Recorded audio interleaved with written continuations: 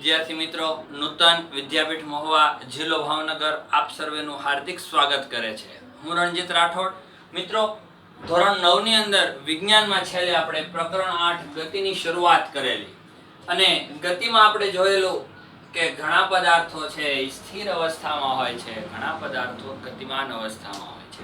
ગતિ કોને કહેવાય? જો પદાર્થ સમયની સાથે પોતાનું સ્થાન બદલતો હોય તો તે ગતિમાં છે તેવું આપણે કહી શકીએ. પછી ગતિઓના પ્રકાર જોયા હતા. ગતિનું વર્ણન કરવા માટે મિત્રો સંદર્ભ બિંદુની જરૂર પડે અને કોઈ એક સ્થાન માટે અનંત એટલે કે અનંત મતલબ છે ઘણા બધા છે એ સંદર્ભ બિંદુ હોઈ શકે. એક સ્થાન માટે આપણે જોયું હતું કે ભાઈ રેલવે સ્ટેશન છે આપણા ઘરેથી, આપણા મિત્રના ઘરેથી, ભાવનગરથી, રાજુલાથી, સુરતથી, જૂનાગઢથી, દરેક સ્થાનેથી જુદા જુદા અંતરે રહેલું છે. તો મિત્રો, હવે આજના લેક્ચરમાં આપણે વાત કરવાની છે સુરેખ પથ પર ગતિ.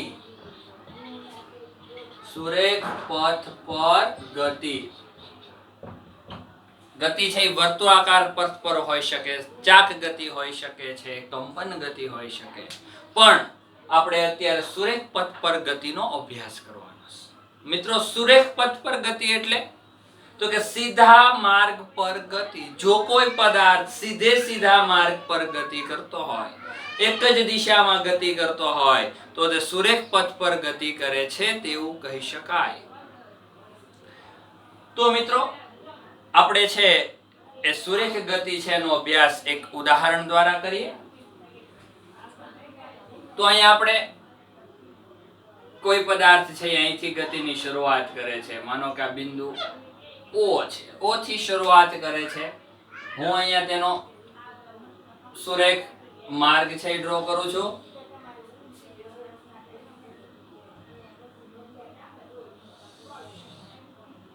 આ સુરેખ માર્ગ છે. અહીંયા માનો કે આપણે અંતર દર્શાવવા પડશે સુરેખ પથ પર, એટલે અંતર છે બધા જ કિલોમીટરમાં છે. કિલોમીટર એટલે માનો કે અહીંથી શરૂઆત 0 કિલોમીટર, 10 કિલોમીટર, 20, 30, 40, 50, 60, 70, 80, 90 અને 100. માનો કે આ પદાર્થ એ બિંદુ છે, અહીંયા આપણે લઈ લઈએ સી બિંદુ, અહીંયા લઈ લઈએ બી બિંદુ અને અહીંયા લઈએ એ. એટલે માનો કે એ, બી અને સી આ અલગ અલગ સ્થાન દર્શાવેલા છે કે પદાર્થ છે જ્યારે ગતિ કરતો કરતો 30 કિલોમીટર જેટલું અંતર કાપે ત્યારે તે સી બિંદુ પર છે. જ્યારે એ પદાર્થ 70 કિલોમીટર જેટલું અંતર કાપે ત્યારે તે બી બિંદુ પર છે અને જ્યારે તે 100 કિલોમીટર જેટલું અંતર કાપે ત્યારે તે પદાર્થ એ બિંદુ પર રહેલો છે મિત્રો. અને આ દરેક અંતર છે એ બધા શેમાં છે? કિલોમીટરની અંદર દર્શાવેલા છે. તો મિત્રો, આપણે એક શરૂઆત કરીએ કે આ પદાર્થ છે એ ગતિ કરતો કરતો પહેલા ક્યાં O થી C બિંદુએ જાય, પછી C થી ક્યાં પહોંચે? B, અને પછી પાછો B થી ક્યાં પહોંચે? A બિંદુ પર. તો પદાર્થ છે ઈ O બિંદુએ થી A બિંદુએ પહોંચે ત્યારે તેણે કેટલું અંતર કાપ્યું હશે? તો આની ગણતરી કરીએ આપણે અહીંયા. તો લખીએ પહેલી સ્થિતિ કે પદાર્થ ક્યાં O બિંદુથી A બિંદુએ પહોંચે ત્યારે કાપેલ અંતર કેટલું થશે? તો કે કુલ અંતર કેટલું કાપ્યું હશે? તો આપણે ગણતરી કરીએ અહીંયા કે કાપેલું કુલ અંતર બરાબર O થી C બિંદુ જેટલું અંતર વત્તા C થી B બિંદુ સુધીનું અંતર વત્તા B થી A બિંદુ સુધીનું અંતર. આપણે જોઈ શકશું મિત્રો અહીંયા કે પદાર્થ O થી A બિંદુએ પહોંચે છે ત્યારે કાપેલું કુલ અંતર એટલે આ ત્રણે ત્રણ પથનો સરવાળો, આટલું વત્તા આટલું વત્તા આટલું એટલે કુલ અંતર. તો જોઈએ O થી C તો 10, 20, અને 30 કિલોમીટર વત્તા સી થી બી એટલે 10, 20, 30 અને 40 કિલોમીટર વત્તા બી થી એ એટલે 10, 20 અને 30 કિલોમીટર કુલ 40 ને 30 70 વત્તા 100 કિલોમીટર. એટલે જ્યારે પદાર્થ છે એ બિંદુથી ઓ બિંદુએ પહોંચે ક્યાં સુરેખ પથ પર ગતિ કરતો કરતો ત્યારે 100 કિલોમીટર જેટલું અંતર કાપે છે. એ તો સાહેબ સીધી પણ ખબર પડે, સાચી વાત છે. પણ હવે જોઈએ બીજી સ્થિતિ. હવે ટૂંકમાં લખું છું, પદાર્થ છે એ ઓ બિંદુથી એ પહોંચે અને ફરી પાછો ત્યાંથી પાછો વળે છે. એ થી બી અને બી થી ક્યાં આવે? સી બિંદુએ આવીને ઊભો રહી જાય છે. તો પદાર્થ ઓ બિંદુથી એ જાય અને એ થી પાછો સી બિંદુએ આવે ત્યારે તેણે કાપેલું કુલ અંતર કેટલું હશે મિત્રો? તો જોઈએ. તો પદાર્થ ક્યાં ઓ થી એ અને ફરી પાછો એ થી સી બિંદુએ પહોંચે ત્યારે કાપેલ કુલ અંતર કેટલું હશે મિત્રો? તો કે કાપેલું કુલ અંતર બરાબર, આપણે ભાગ નહીં પાડીએ કારણ કે ઓલરેડી પાડેલા. ઓ થી એ સીધું લઈએ વત્તા એ થી બી વત્તા બી થી સી કુલ અંતર મળી ગયું. લખીએ ઓ થી એ ગણી નાખ્યું 100 કિલોમીટર વત્તા એ થી બી 10, 20 અને 30 કિલોમીટર વત્તા બી થી સી 10, 20, 30 અને 40 કિલોમીટર. સરવાળો કરીએ 100 અને 70 170 કિલોમીટર.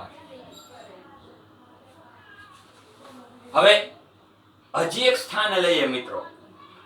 હવે જો પદાર્થ ઓ થી શરૂ કરી અને એ બિંદુએ પહોંચે, એ બિંદુએથી પદાર્થ સી બિંદુએ આવે અને સી બિંદુએથી પદાર્થ પાછો અહીંયા ઓ બિંદુએ જ આવીને ઊભો રહે, એટલે કે અહીંથી અહીંયા જાય અને અહીંથી પાછો અહીંયા આવે, તો તેણે કુલ કેટલું અંતર કાપ્યું હશે? સરળ છે. ટૂંકમાં ઓ થી એ અને ફરી એ થી ઓ પહોંચે ત્યારે કુલ અંતર તો જોઈએ ઓ એ વત્તા એ ઓ, તો આ પણ 100 કિલોમીટર અને આ પણ 100 કિલોમીટર એટલે કુલ અંતર થશે 200 કિલોમીટર. તો આ મિત્રો વાત થઈ પદાર્થ સુરેખ પથ પર જ્યારે ગતિ કરતો હોય ત્યારે તેણે કાપેલા અંતરની. તો હવે મિત્રો આપણે વાત કરવાની છે સ્થાનાંતરની. આપણા તમે જ્યારે ટેક્સ્ટબુક નો અભ્યાસ કરશો ત્યારે શબ્દ આવશે કે ઘણી રાશિઓ છે એ સદિશ અને ઘણી રાશિઓ છે એ અદિશ છે. તો પહેલા તો ભૌતિક રાશિ એટલે શું? તો આપણે આ ચેપ્ટરમાં આગળ ભણશું.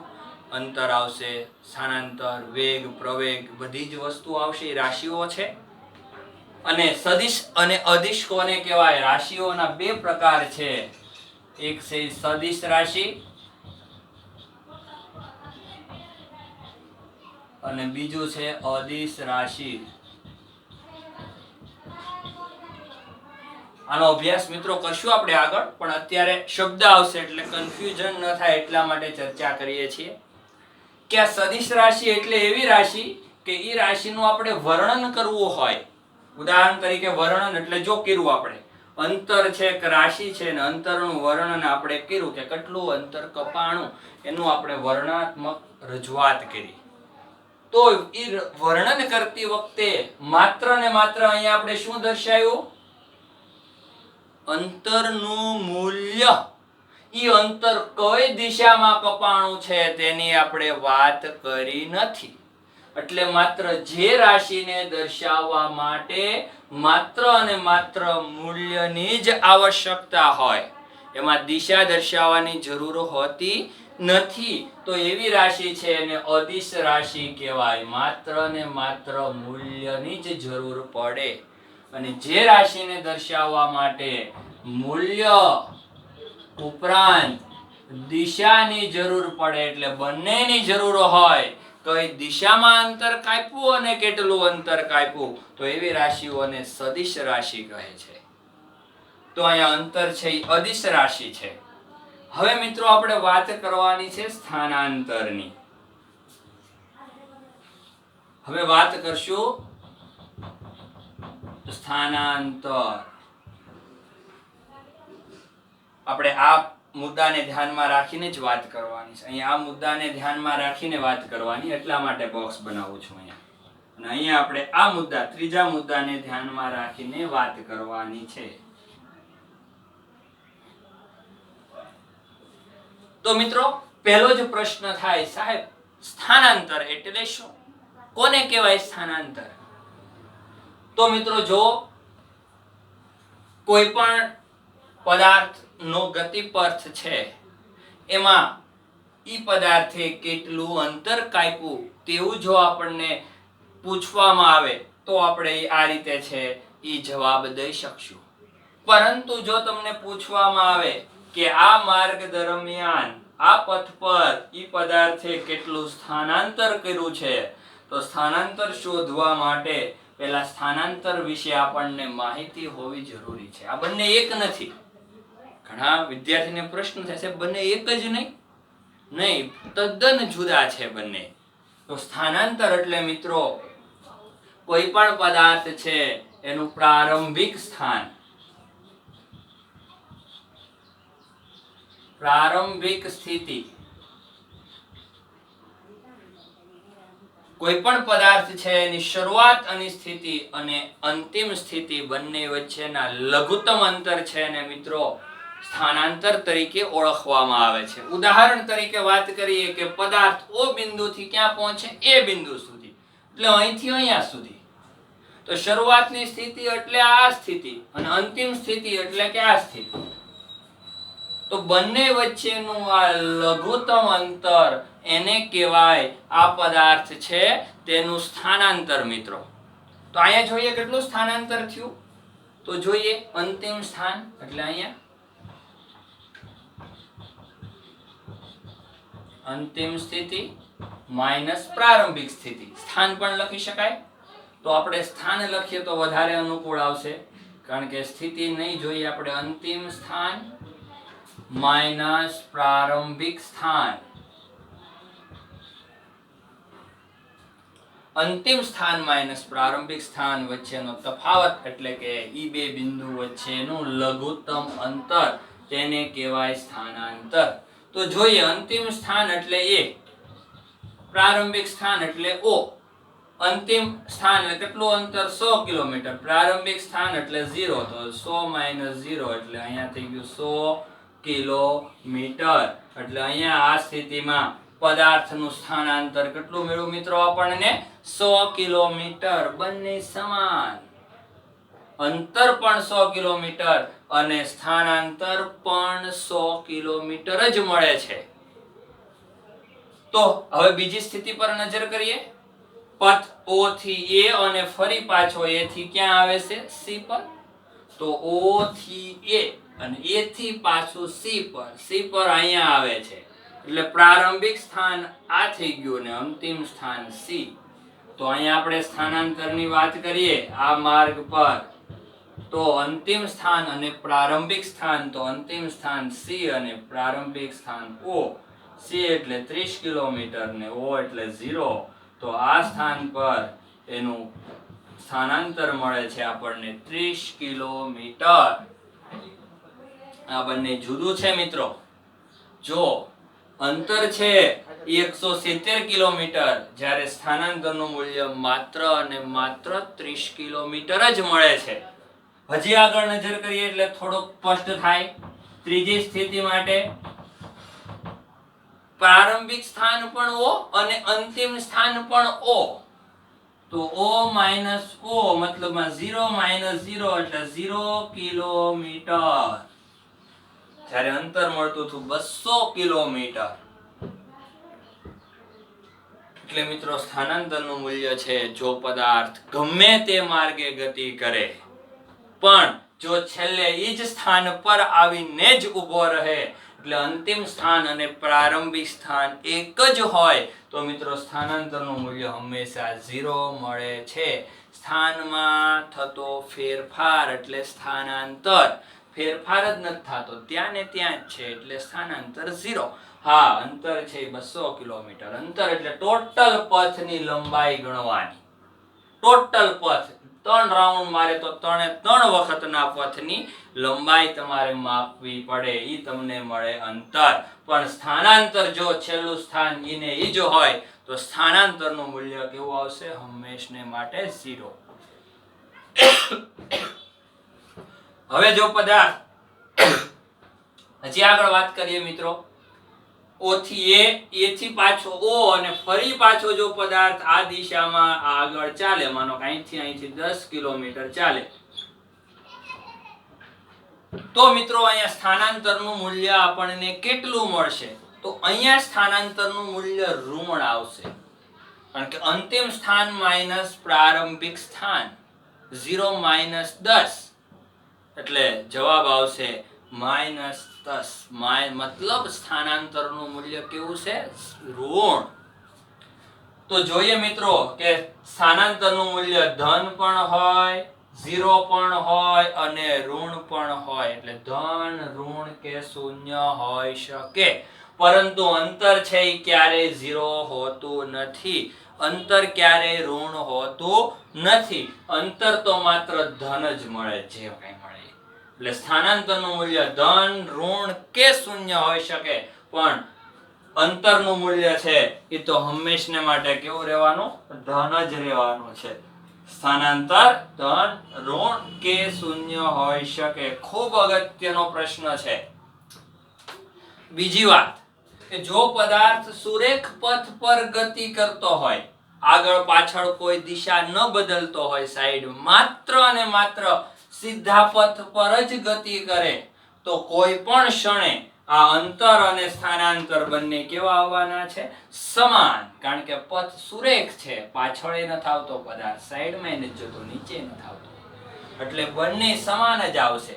અંતર કે સ્થાનાંતર ઈ જોઈએ છીએ આપણે. કેવા? પણ સુરેખ માર્ગ જ હોવો જોઈએ. પદાર્થ પાછળ ન વળવો જોઈએ, ઉપર નીચે ન જવો જોઈએ, સીધા માર્ગે જ. તો અંતર અને સ્થાનાંતર બંને ધન અને સમાન આવશે. આ વાત થઈ મિત્રો અંતર અને સ્થાનાંતરની. તો આ બે રાશિ આપણે ભણ્યા. હવે આપણે મિત્રો સ્થાનાંતર દર્શાવતી વખતે સાથે સાથે દિશા પણ દર્શાવવાની જરૂર પડે છે. કે સ્થાનાંતર થયું 10 કિલોમીટર, પણ કઈ દિશામાં? તો લખીએ આપણે અહીંથી અહીંયા સુધી. પહેલી સ્થિતિ તો O થી A તરફ 100 કિલોમીટર. અહીંયા જોઈએ તો O થી C તરફ 30 કિલોમીટર. એટલે મિત્રો સ્થાનાંતર છે એ સદિશ રાશિ છે, કારણ કે દિશા અને મૂલ્ય બંને દર્શાવવા પડે. જ્યારે અંતર છે એ અદિશ રાશિ છે, કારણ કે માત્ર મૂલ્ય દર્શાવવા પડે. અહીંયા આપણે દિશાની વાત કરી હોય, પૂર્વ પશ્ચિમ હોય, દક્ષિણ છે, ઉત્તર હોય, તો લખી શકીએ આપણે પૂર્વથી પશ્ચિમ તરફ છે 100 કિલોમીટર સ્થાનાંતર થયું છે, ઉત્તરથી દક્ષિણ તરફ આટલા કિલોમીટર સ્થાનાંતર થયું છે. એટલે દિશા અને સાથે સાથે મૂલ્યની પણ જરૂર પડે છે. તો હવે આગળ એનો અભ્યાસ છે એ વિગતવાર છે એ નેક્સ્ટ લેક્ચરમાં કરશું. આજના લેક્ચર પૂરતું રાખીએ અહીંયા સુધી મિત્રો.